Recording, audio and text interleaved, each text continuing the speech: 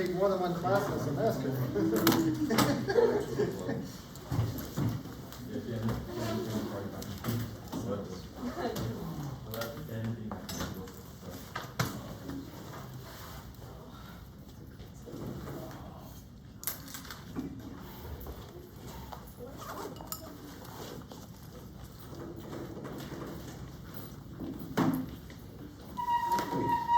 What do we have, a full house again finally, I think? No, Cameron's still out. I think everyone else is, they don't have the plague anymore.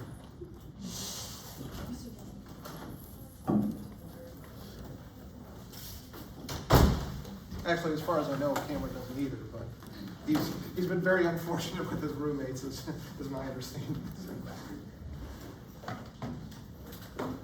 It's all right. That's why you guys pay a lot for room and board, right? So you want to spend 24 hours a day in your dorm rooms to maximize the amount of economic efficiency there that comes with paying for that. I think that's how it works, right? Oh, goodness. All right. Now we're Morgan and Aaron here, so wait a minute. I got news for you. No, I got very gropey this morning. It's all right. No, it's not, but it's okay. We got a plan. I have a plan. We'll figure it out.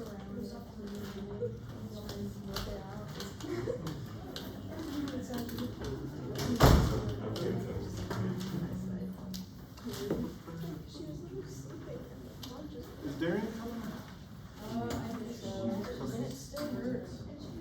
What's that? She's trying to skip on purpose? Yeah. Oh, jeez. Man. Oh, Taylor's not here. Man, all these people trying to skip on purpose. All right, time for everyone is here, 100-point pop quiz, right? Everyone tell me what your favorite color is and draw a sea turtle, right? What's your favorite color sea turtle, I mean, right? Yeah, it's green. Aren't the green ones like those big, they're the big ones, right? No, what are they? Leatherbacks are the biggest ones. Oh, that's okay. They're like the size of a full bed. A size of what? A full bed. A full bed. They're massive. All right, so first things first, as a big shocker, it happened twice now in this semester, I think, by my last count. I made a mistake. I know. I was stunned to silence also. So I got an email, Sophia sent me an email saying, hey, didn't you say you were going to post the sections for the exam? I was like, yeah. So I went and posted them. Did you guys get them? No. Because I posted them to my Gen Chem class. and I was blissfully unaware. I was like, oh, okay, yeah, that'll be useful. And so, so my Gen Chem class was like, Dr. H, what's on chapter 12? I'm like, what? Like, what? So I'm really sorry. I had no idea. So I'll get that posted over to you guys today. I apologize about that. So we'll get that fixed up. But essentially, it's chapters basically 1 through 7. There's parts of chapter 8 and 9 and kind of 12 lumped in there. So I'll get that posted for you guys. I really apologize. I thought I had done that, but I whiffed, okay? So we'll get that squared away. The stuff we're doing today will be the last stuff that's on the exam. I'll kind of tell you where we'll cut it, okay? So, but this is just going to be a memorization thing. And then we'll come back in the next chapter and we'll figure out how this happens and why this happens, okay? But so we'll just kind of end up with one thing here. Okay, so there it is. Last time what we were talking about, we talked about the idea of how, well, we talked about a couple of different concepts, but we talked about how we can avoid the formation of carbocations, I guess, is what it is, right? And if we can avoid the formation of the carbocations, and then we can actually start to do some specific chemistry with it. We can add functional groups to specific locations, because we don't have to worry about rearrangements and shifts and all that kind of stuff that goes with it, all right? So we learned about our oxymercuration, demercuration, okay? We learned about the mechanism that goes along with that, and that it has this, this three-membered sumo type mechanism. Now, of course, if you go and Google sumo mechanism, nothing's gonna come up, because that's just one of my Dr. H-isms, okay? That's just something I call it, right? But whenever you see that, whenever you see a three-membered ring, and we'll see it in a couple of different places, okay? We'll see it in a couple of different places with mechanisms coming up. But whenever you see that three-membered ring, what I need you guys to start to think about is we don't form a full carbocation, we just have regions of positive and negative, okay? And the positive works in the same way that a carbocation does, in that we leave the positive charge, or the partial positive, I should say, on the more substituted atom, all right? But there's some other circumstances that we're gonna have to deal with, which we'll talk about today. Okay, so that's kind of the big idea. Oxymercuration adds an alcohol group to the more substituted side of a double bond without rearrangement, okay? That's the important part of it. There's not really another mechanism that we've learned so far that can do that, okay? The other thing we learned about was our hydroboration oxidation, which is this reaction here. And the important part of this is we can add an alcohol to the less substituted side of a double bond. There's not that many reactions that we've learned. In fact, I don't think we've learned any other ones at this point, how we can add functional groups to the less substituted side of a double bond. Okay, but here's our example, a very important one, a very common one, a very useful one. The reason why we didn't learn the mechanism is because it's only applicable to this specific reaction. And so I don't need you guys to memorize one thing for one reaction, right? Could you guys go through and do the mechanism on your own? Absolutely, right? It's not beyond you in terms of capacity, right? But the mechanisms that I choose for you guys to memorize are the ones that you're gonna see repeated over and over. That's what it is, okay? So it's in your book, it's spelled out, all the arrows are drawn, it's there. It might be useful for you guys to go through and take a look at it at least, but it's not something I'm gonna ask you guys to barf up on an exam, okay? So we learned these two very, very important reactions. And then I left you guys with this thought here. Now, how in the world can we do this, all right? I think that was where I left you guys, to say, here's a little bit of homework. Come up with a reaction. So who did the homework? 3 of you. Rest of you guys? Okay. So, as with everything in life, the most important thing you can always do is to stop and take a breath and take a look at what you're dealing with, right? So what are we dealing with? Huh? I didn't hear you. Right, we got an alkene, okay? What are the only reactions we know how to do with alkenes? To make alkenes. What's the only thing we can do with alkenes so far?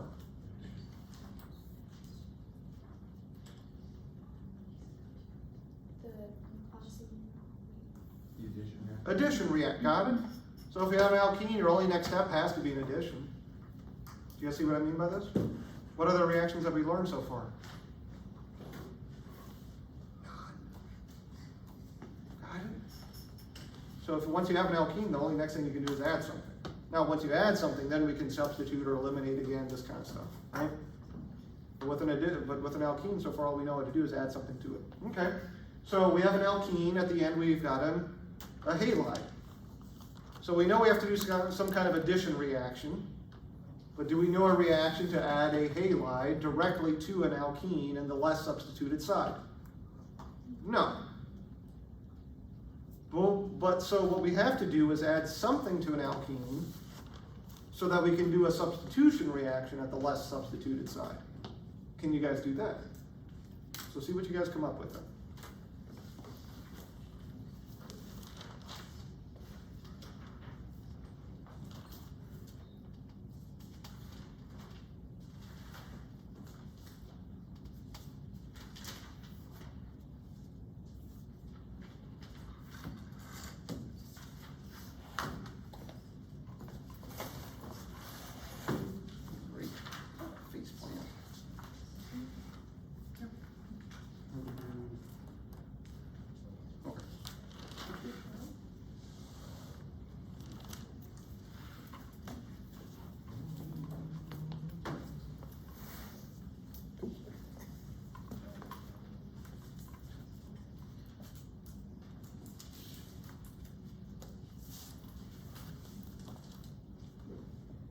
morning, you guys did the homework. That's all lying to me.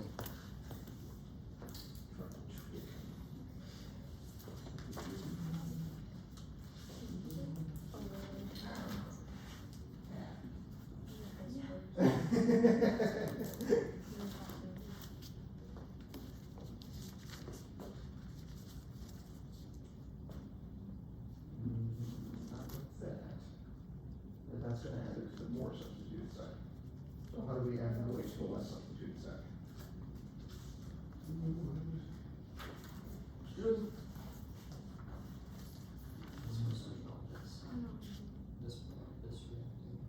Yep. But this, so be careful, this is a two-step process. If you do this, you have to do that next. No, this. These two come together. Yep. Okay. So you gotta do both of those. Otherwise, you're not gonna make the same product that we could be done with. Okay. Be careful, make sure you have the proper stuff written out there.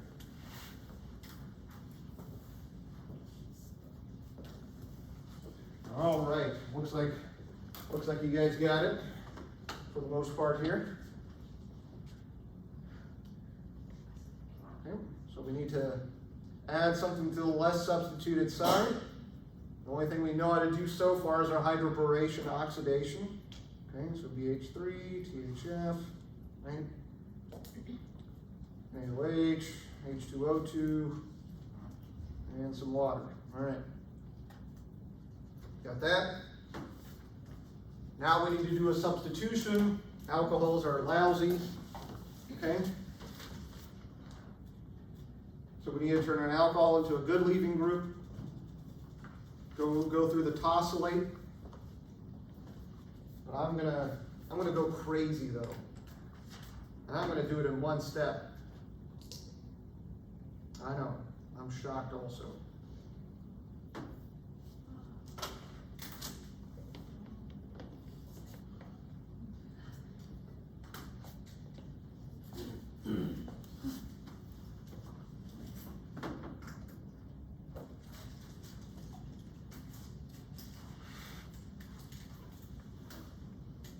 Is that okay to do? Won't that form carbopolymers?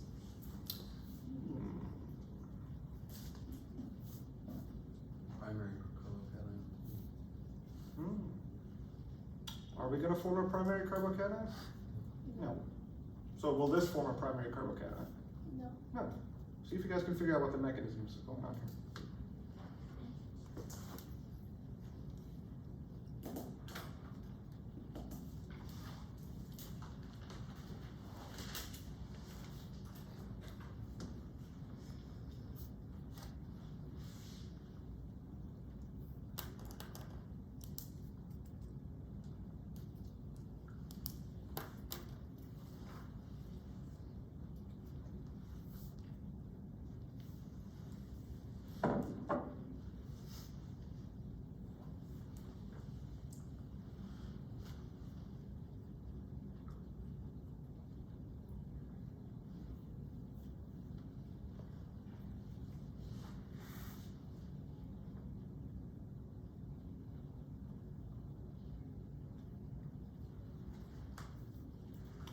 Remember, it's a new mechanism, so forget everything that you've learned so far and make up something completely different, right? Is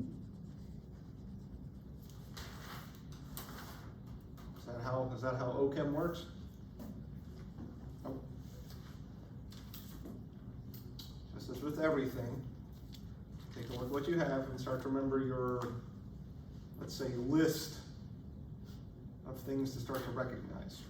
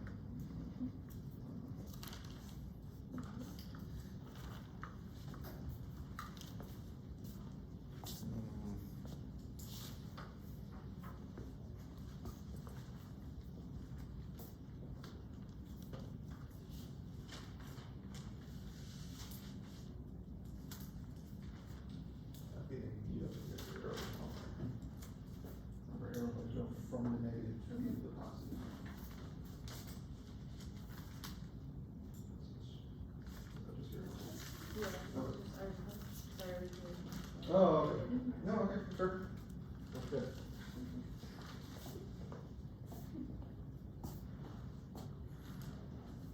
Okay.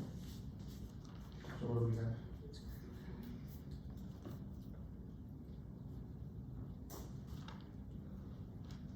You do. Okay. So I'm on a big track, right? I don't know, we're on under track. We have to assess what's going on here. Okay? What functional group do we have? Okay, what is this? Mhm. What is it?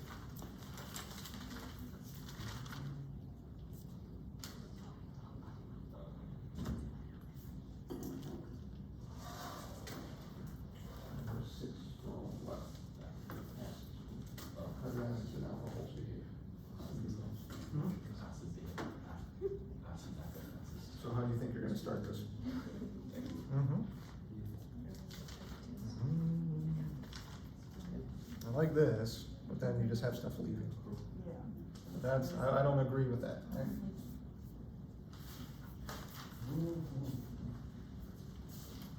Good.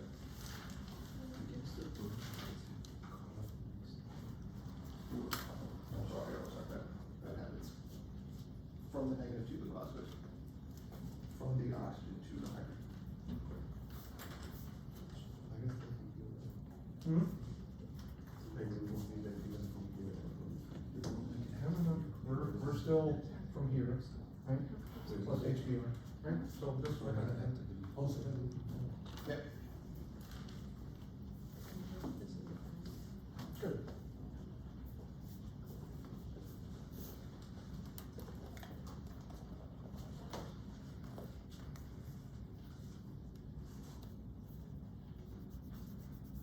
So remember, when you have something new, step one, panic, right? Who was right? You were right. She was wrong? Ah, okay. Oh, you were right, and then you second guessed yourself. Ah, okay, that's right.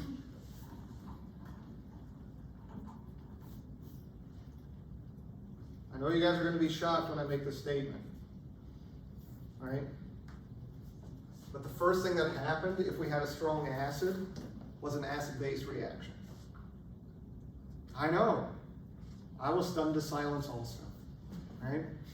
You guys with me on this? If you have a strong acid, how's it going to behave? Like an acid. Is it going to be any different here? No, but Dr. H, I really want it to be different. I want it to do something else. Too bad. That's not how it works. Okay? Yeah, what's up? If that OH was like on a secondary alkane or something, would a SN1 happen? Would a carbocation form? So hang on to that thought for a second, okay? So we did an acid-base reaction. Got it? Did we turn the alcohol into a good leaving group? Yeah, it's great, right? Now it's a water, so guess what's gonna happen next? It's going to leave. How though? Is it just gonna pack its bags and go? Is it just going to do this? Oops. Would it do that? No. Why? Forms of primary Okay. So what would likely happen? What would likely happen is this. Got it?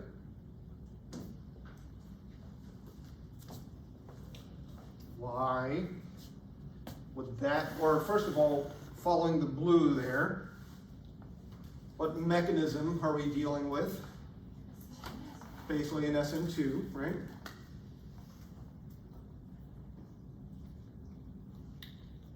What is this telling us? Could we follow the path in red? Could that alcohol pop off and form a carbocation? Yes, but it would be too slow to be recognized. Got it? Do you guys see the point?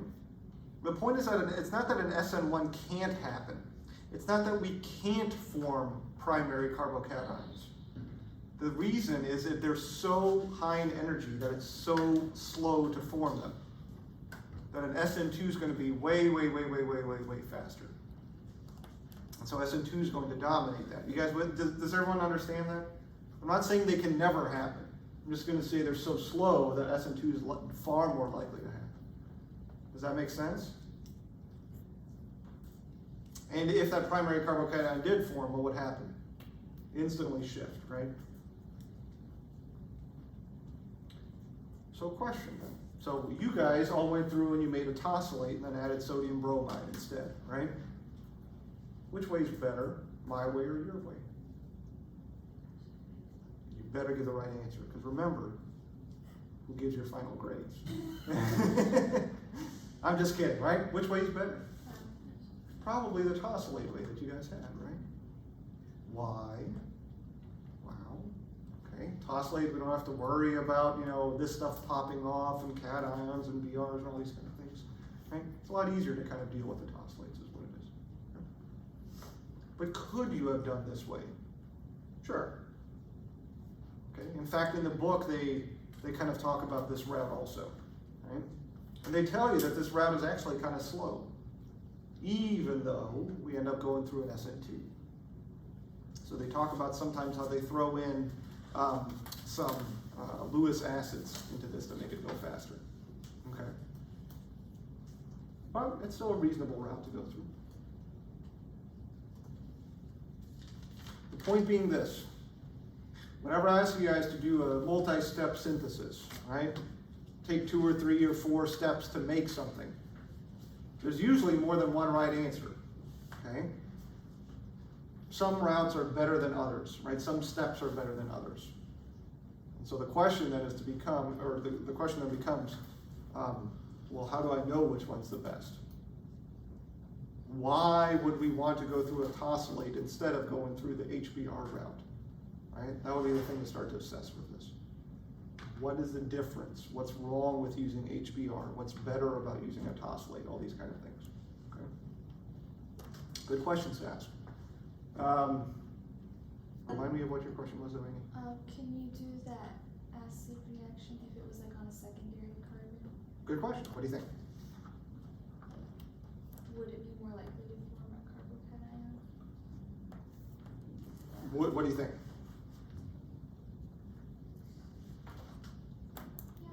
Why? Because it's more stable. Okay. What do you think would likely still be the dominant mechanism, though? The substitution. SN2, right? It could happen. It'd be far more likely to happen on a tertiary alcohol, though, right? Because there you can't do SN2, and so the only thing that's really left is to do SN1, right? We'd be slowing it down on a secondary, right? Because, you slow down SN2 and you still have a slow generation of a cation, though, right? But it's reasonable to do it. Sure. But there's a problem with all of this stuff. The problem is I'm lazy, okay? And what I mean is we have to take 2 or 3 steps to do something that we should really only need to take 1 step to do. All right? So what we're going to do is do what we wanted to in just 1 step. So this reaction can be done in 1 step, and how you do it is HBr and H2O2. Okay? Now, I will show you guys this mechanism after this next exam, because this mechanism involves radicals, and that has kind of its own chapter by itself. Okay? This will be a mechanism you guys will know or need to know, but it'll be after the next exam. This reaction, though, I would expect you guys to be able to use, right, on this upcoming exam. Because this is all it does. If we have HBr and we have a peroxide, H2O2, hydrogen peroxide, it will add a bromine to the less substituted side of a double bond. Extremely useful.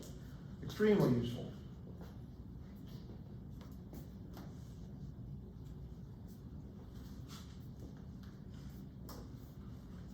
Because now what do we have? Well, now we've got a second reaction where we can add things to the less substituted side of a double bond, right? So now we don't have to add an alcohol and then swap the alcohol for a halide. Now we can add a halide directly. Isn't that exciting? Everyone is thrilled with a round of indifference. Okay, all right. But Br, HBr, okay, and some kind of peroxide, H2O2, will add things to the less substituted side. Okay, so what are you going to remember 2 years from now? So what to remember 2 years from now, or let me get you guys to figure it out. Where's the other place that we saw hydrogen peroxide? And what reaction?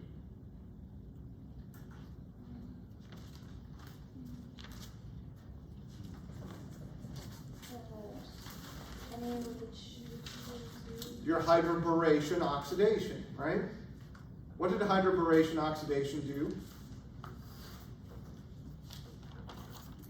Put the alcohol on the less substituted side. Got it? So one thing to pay attention to is that if you see a peroxide, we're typically going to be adding things to the less substituted side, okay? A good thing to remember, kind of one of these flags in the pocket, so to speak there, right? Is if you see a peroxide, we're going to be adding things to the less substituted side. Not always the case. We'll see some different uses of peroxides in a little bit, okay? But when you're on an exam and you forget what the world BH3 does and all like, ooh, right? And you see a peroxide, oh yeah, I have to add something to the less substituted side. Okay? That's the thing to remember. Sound fair? Cool. All right.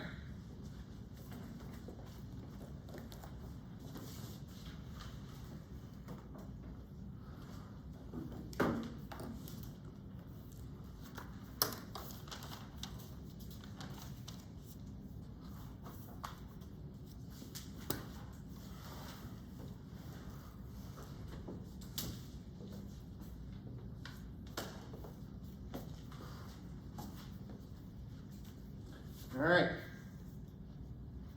we'll take a little bit of a turn here, and what we're going to learn now is how to do a reaction with halogens. I know, we've rarely seen these before, right? We've rarely seen our halogens. We barely see chlorine and bromine and iodine, okay?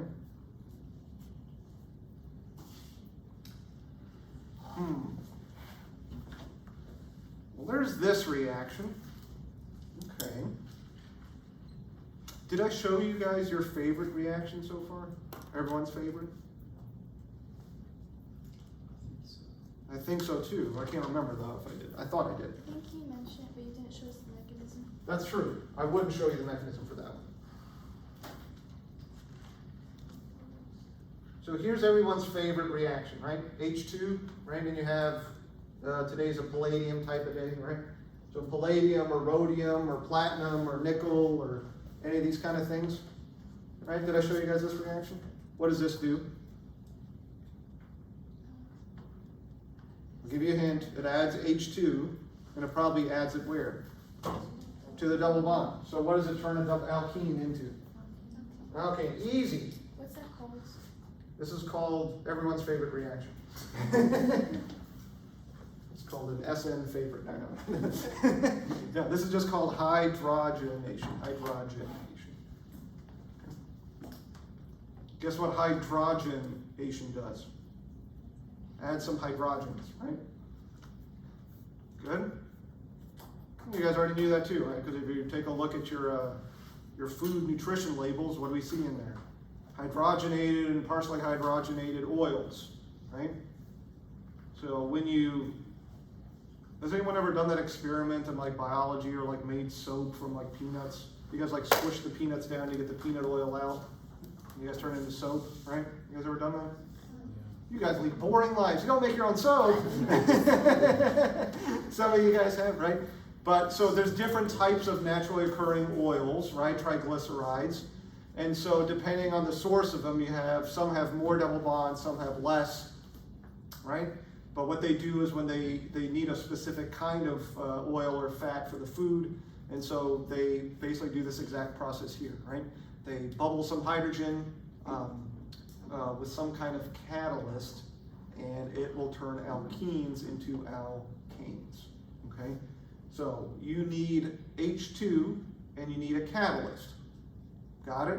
The palladium, the platinum, the rhodium, whatever noble metal is what they used to call them. Rhodium, platinum, nickel, that kind of thing, right? That will get this reaction to go, okay? Do we need to know a mechanism for this one? Nope. But there will be something important to know about it. I'll talk to you guys about it in just a second, okay?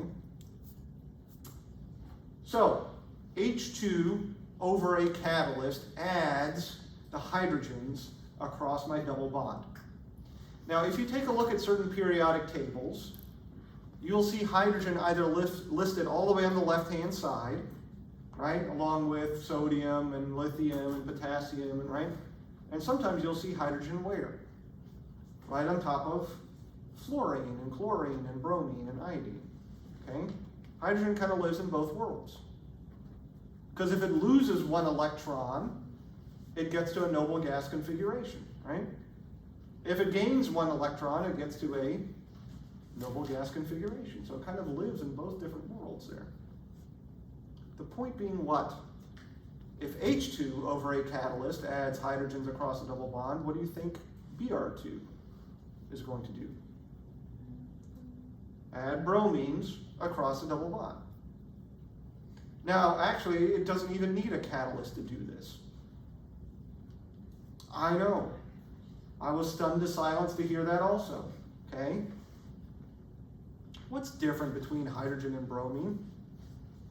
What's probably the biggest difference? Radius, right? Radius. And so that's going to be part of the explanation for how this mechanism works, okay? Hydrogen needs some oomph to get things going. Okay? Bromine, a lot bigger, can behave a little bit differently. It's squishier is what it comes down to. And that's going to be the important thing. Bromine is squishy. Okay? It's working on its winter body, right? Can't go to the beach anymore. Right? You can eat all the peanuts you want, right? I don't know. I guess I just have peanuts on the mind, right? Whatever. Okay? But there's a problem with bromine. The problem with bromine is that it's pretty temperamental. So to make this reaction happen, we have to run this reaction in a very special condition. And that special condition is you have to put it into your ex's heart. And what I mean is where everything is cold and dark, okay? I'm joking. Okay? So you have to keep this in the cold and you have to keep it in the dark. We're going to learn a reaction in a little bit where we're going to put bromine in the light and in the heat. And it's going to do something different. So it's actually important to specify the conditions of this reaction. Okay? Bromine, where it's cold and dark, is going to behave differently than bromine when it's light and hot. All right? When bromine is cold and dark, and there's an alkene,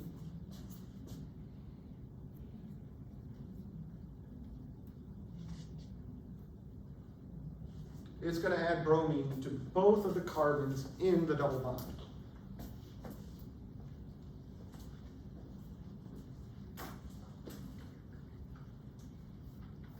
Some good news about this reaction. No cations are formed. Hooray! Okay.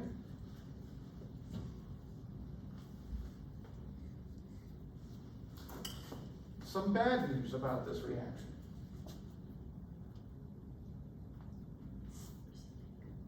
Yeah. Still makes a racemic mixture. Crap.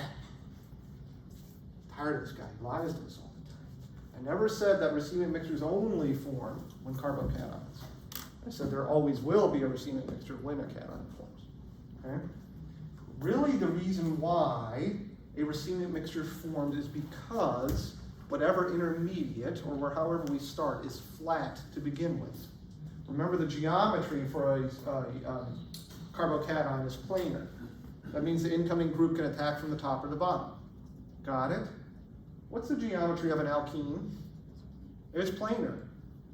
So when something comes to attack it, guess where it hits?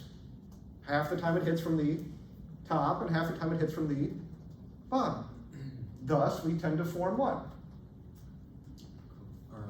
Racemic mixtures. You guys got it? Okay? Now the good news, the other good news is, this works off of a sumo mechanism, okay? So we're gonna see a 3-membered ring intermediate, okay? So very similar to what we saw with our oxymercuration, you're gonna see a 3-membered ring. What's gonna happen? Things are gonna start to pull to one side or the other, okay? And then the incoming group's gonna come in and pop open that 3-membered ring. You guys with me?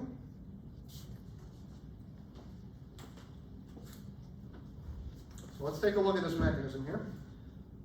So let's just simplify it down to the carbons in the double bond there, okay? Just to keep things easy. So we see a double bond. Let me give myself some more space.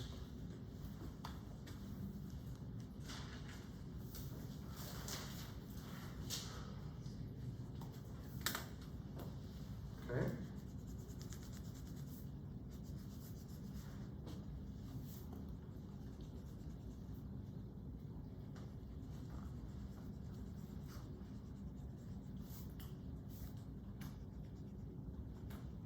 You have one of these weird type of 3 arrows.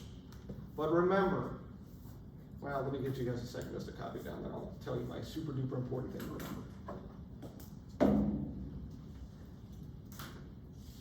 Well, you guys already know. What do you need to remember? Everything, thank you, okay? Right? Remember, what are these arrows showing? So if you think about it, that just means this bromine is kind of making a sandwich with that pi bond. It's just lowering, and those bonds are both being made simultaneously. Okay, we just really don't have a good way of showing that in arrows. So it's not really this kind of like recycle arrow thing going on here, right? It's just we're making bonds to both of those carbons at the same time. Why can bromine do this, but hydrogen can't? Because of its radius. Because of its radius, because it's squishy. You guys got it? It's the same thing that we talked about with mercury there.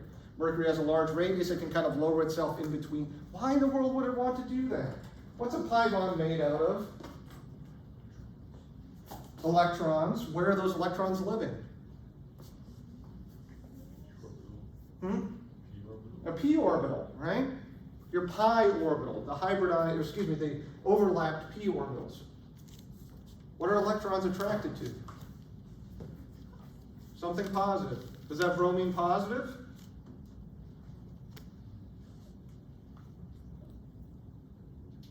It has a dipole. It has a, Partial quasi. not a dipole, but a temporary dipole.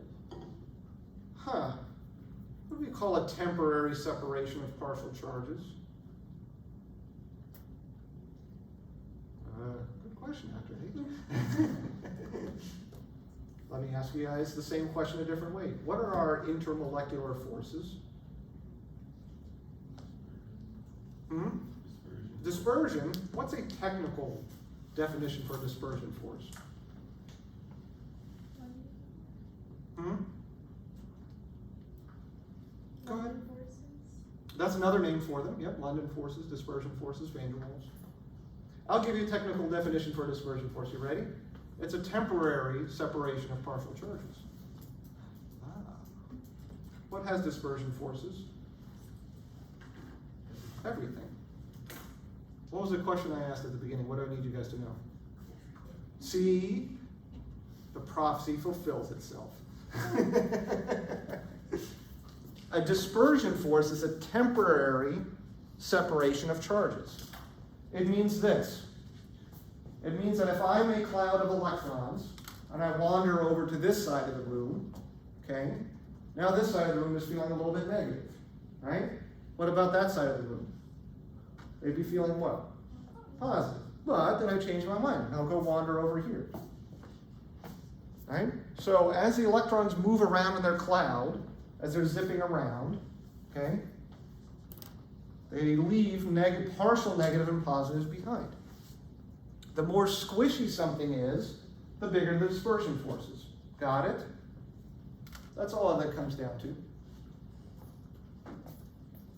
It's odd for sure, right? This is one of these weird things to pay attention to, but dispersion force is extremely important, okay? So we have bromine, because of its dispersion force, because of its radius, can make a pie sandwich, right? And when we follow these arrows, what we create is this.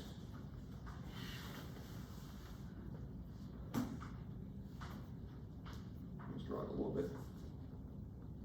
Man, that's perfect. No criticisms allowed. Remember, who assigns your grades at the end of the semester? I'm just kidding.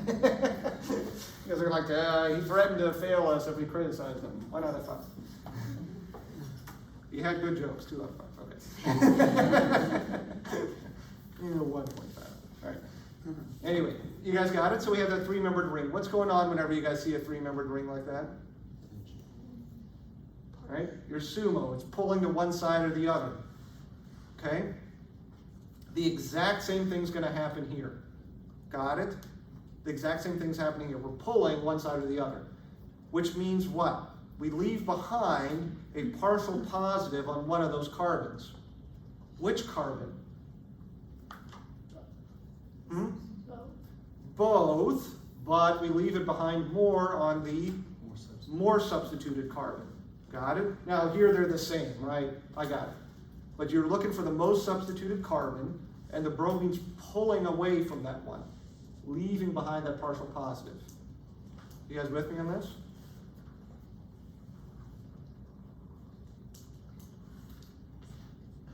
So what?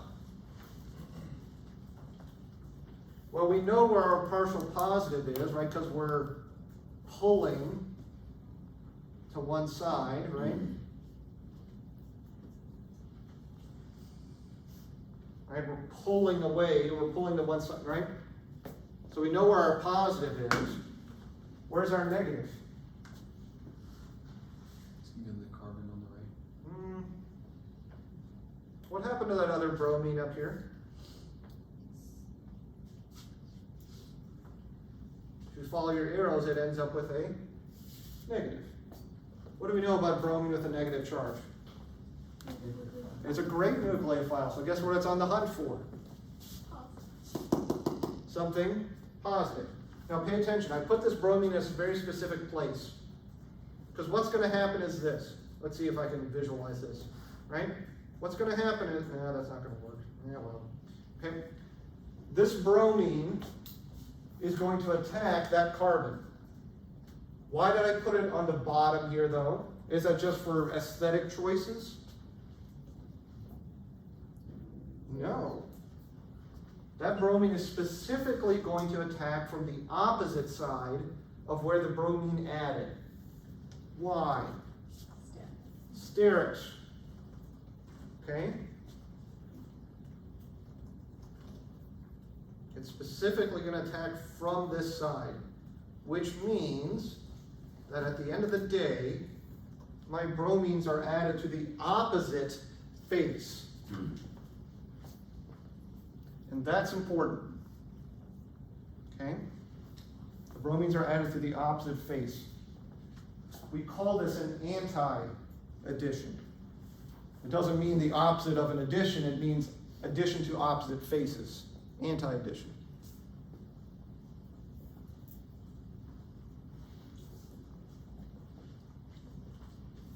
If you think about it, the reason why is this. If the bromine on top here, these lone pairs have to push through everything to get to that carbon. There's another bromine that's sitting in the way. Is bromine a big molecule? A big atom? Yeah. So these electrons can't come in from the same side where the bromine was added. There are other bromines blocking the face. So they have to come in from the opposite side. So an anti-addition. If one thing gets added wedged, the other thing gets added dashed. That's what it comes down to. Okay?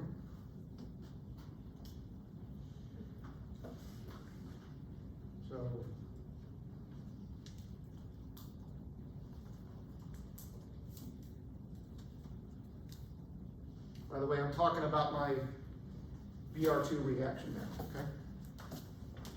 Yeah, How would you draw the racemic mixture? I'll show you. Okay? So the question then that Sophia just asked is, well, wait a minute. How in the world do I make a racemic mixture? This only ever comes in from the opposite side. She's right.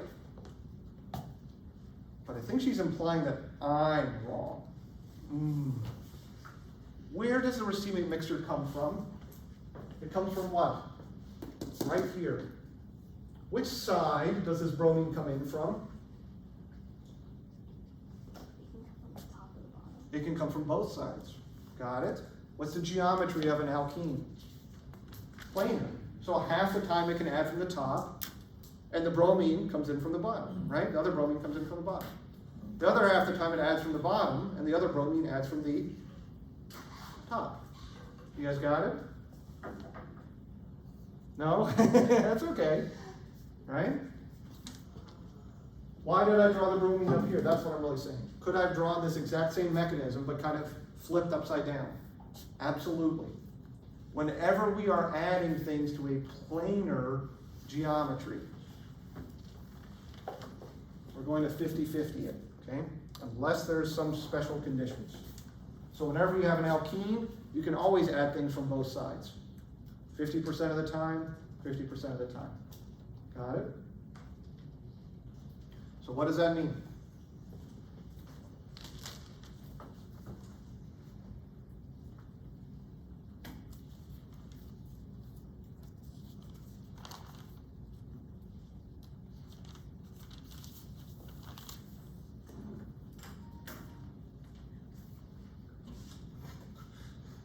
Doesn't mean that, sorry.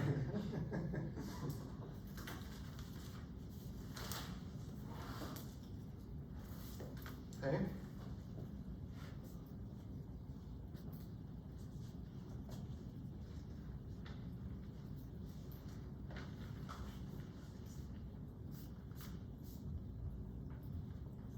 That's essentially what it means. Both of those are the products.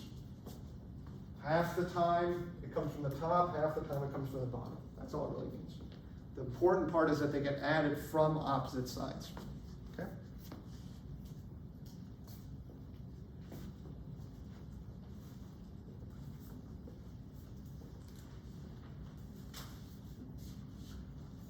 Back to everybody's favorite reaction.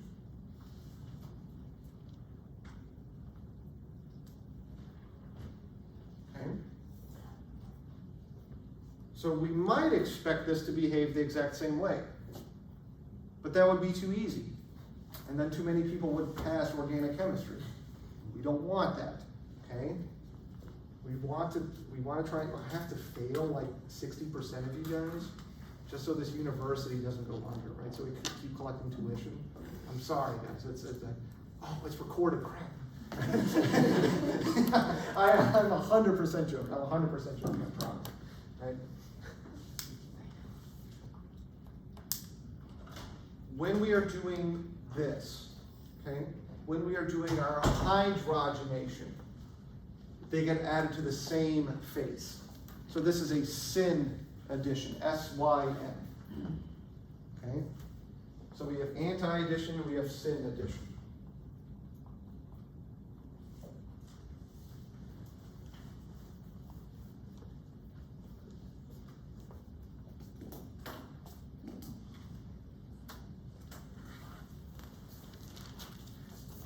So a good question to start to ask now is when you're doing an addition reaction, is it going to be syn? Is it going to be anti? Are we going to form a cation? Do we add things to the less substituted? Do we add things to the more substituted side? Okay.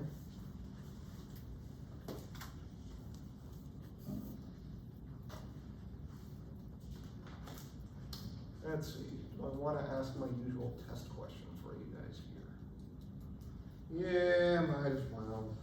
I'll give you guys a game here. I'm a nice guy.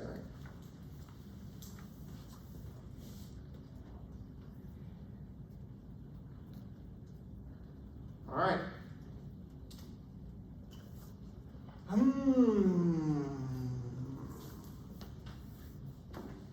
a chemist. What is my product going to be here? This is usually one of my favorite questions. So I'll have to come up with something more difficult for you guys. Right? What's up? On the last sin reaction up there, Yep. technically you could have had another product with both hydrogens on the wedge. Yeah. But I guess that's technically the same. Yep. But I'll come back to that in just a second, though. But that's a good question.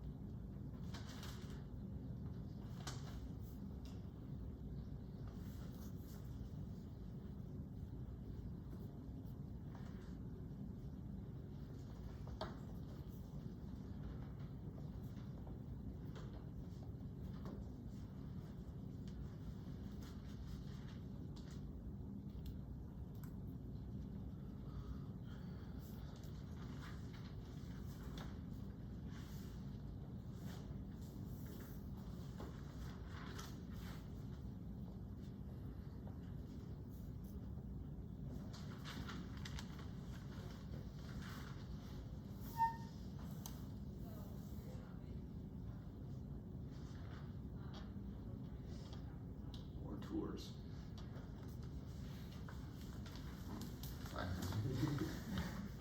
Very serious business.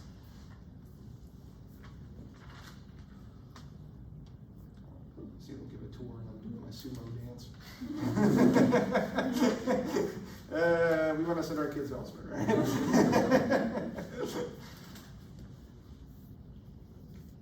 So what's going on in this problem? What mechanism are we going to follow? I'll give you a hint. It's the one we just did. How did that mechanism work? What's the first thing we had to identify? Why did the pi bond attack that bromine?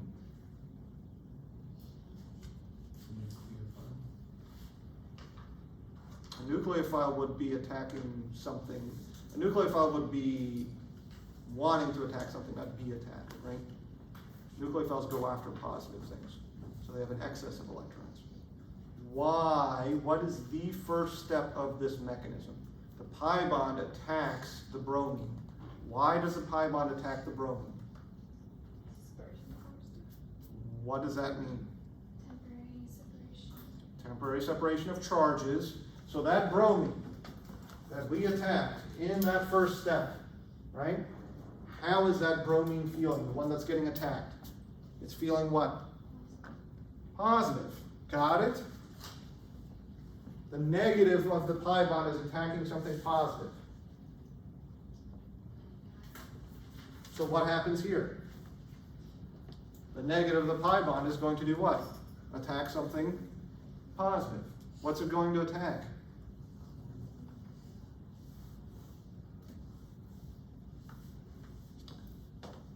Tricking you guys, aren't I? It's going to attack the iodine. Why? Because it's more squishy. Give me a better reason. Because we don't have like the dispersion forces. It's not dispersion forces necessarily. Yep. Is it because it's a better nucleophile? No. It is a better nucleophile, but that's not the reason why it gets attacked. What's up? The difference in electronegativity. Perfect. Got it? What's the electronegativity of chlorine? Way more than iodine. So how is that iodine feeling? Is it temporarily partially positive? No, right? Because of electronegativity, it's permanently partially positive. You guys got it? The point being, this mechanism works with any of these interhalogens, right? You just have to find your positive. And then guess what happens once you find your positive? You find your negative, right? And the negative attacks the positive. You guys got it? So what's the product or products going to look like here? You're only going to get two products. And they're either going to look like this, right? Or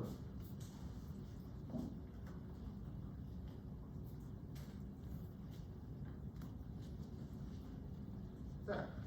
What happened to the another group? It's there. It's this, right? Oh,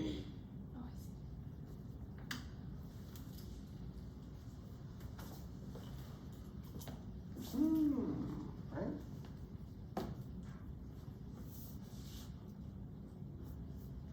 Yep, Are both of them the answer, or is it just either or? both. Okay. Your guys' job would be to figure out why that might be, right? Explain these two answers. I'll give you a hint. You're gonna need to draw the mechanism. Okay? So let's polish up a couple of things here and there.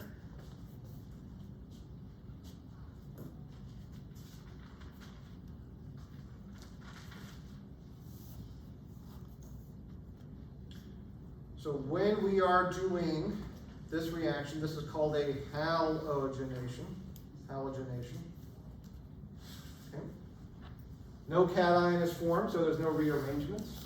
We will form a racemic mixture because of that three-membered ring intermediate. Okay.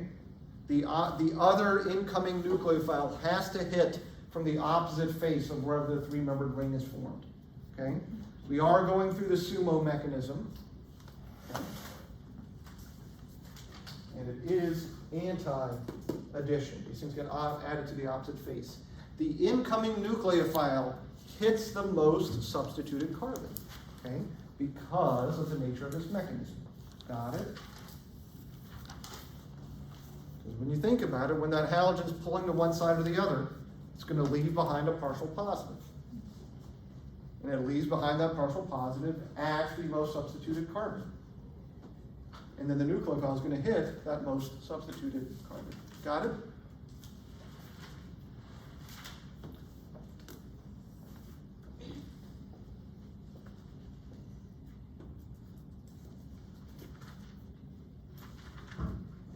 So let me ask a question here then.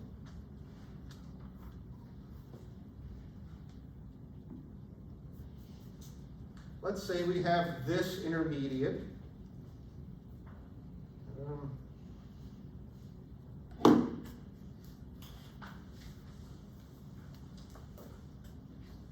So let's say we're going through a mechanism, we have this intermediate.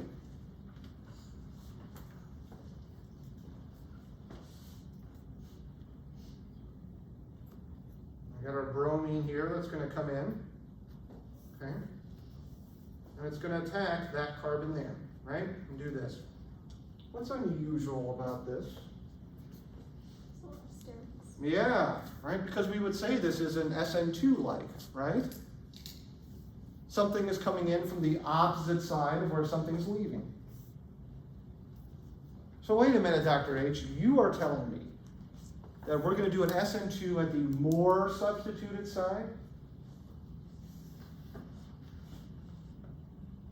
Is this really an SN2 though? No. Is this somewhat of an SN2? Yes. Is this really an SN1? No. But do we have characteristics of an SN1? Yes. Do you guys get the point that I'm making here? The point I'm making is what? This intermediate has characteristics of a carbocation, right? Because how is, let me put a color on it so I can start to talk to you guys about it. This carbon, oops, this carbon in red, the one that gets attacked, how is that carbon in red feeling? Partially positive. So it's partially a carbocation, right? What geometry do carbocations have? Planar. So what geometry does a partial carbocation have? partially planar. Do we have to worry about sterics in a partially planar system? Not so much. Got it? So as the sumo mechanism goes along, okay, that carbon in red becomes more planar, mitigating a lot of the sterics that we have to deal with. Okay?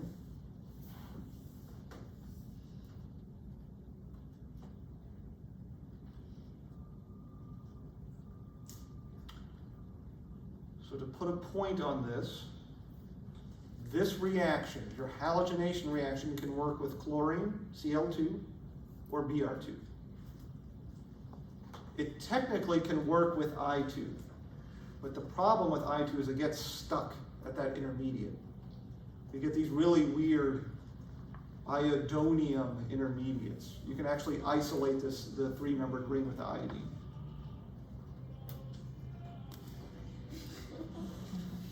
Seconds. Is it loud enough? I don't think anyone can hear it.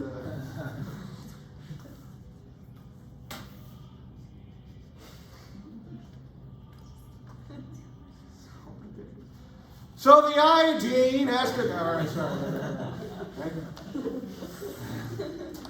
Anyway, so this reaction works with Cl2 or Br2 is what it is.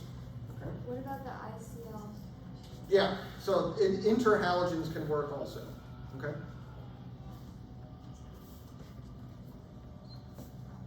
Cool. All right, I think that's a good place to kind of stop there, right? Yeah, we just got a couple of minutes. That seems like a fair place. All right, so we'll cut the exam stuff there. I will post the sections for you guys. Okay, I'll post the sections for you guys, and I will see you guys on Wednesday. So, Coach, can you go back to the Yeah, hang on just a second.